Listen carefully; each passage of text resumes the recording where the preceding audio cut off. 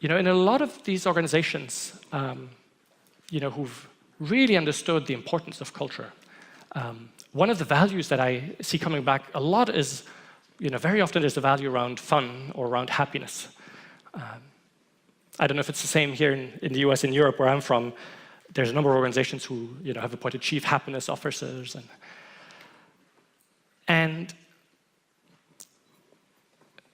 this is really subtle, but what some of the leaders in these organizations that I researched have told me is that, there's something around fun and happiness which is great, but where they say, I don't necessarily feel comfortable with that as a value.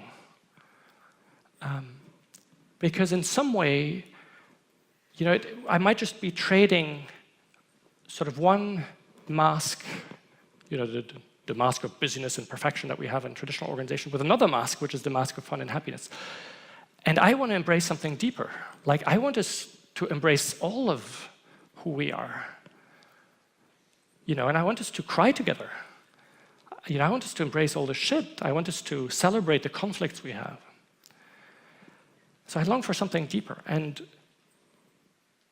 the word that I kept hearing and that I've put on is this longing for wholeness, like creating a container in the organization that allows us to grow into our wholeness, into all of who we are, with the fun and the happiness, but also all the other sides. And so, for instance, if you take Buurtzorg, these teams of 10 to 12 nurses, they do the most beautiful work in the world, but also some of the hardest. Like, some of their patients die. There's like terrible conflicts with the family members at times. I mean, sometimes it's heart-wrenching work. And these nurses have created a space, a container, where they actually cry together, where they have like this depth of relationship, where it's okay to talk about, all the pain and all of the beauty. They're trained into beautiful intervision techniques, where a nurse can say, hey, I need time from all of you to help me sort something out because, I'm stuck in where I am.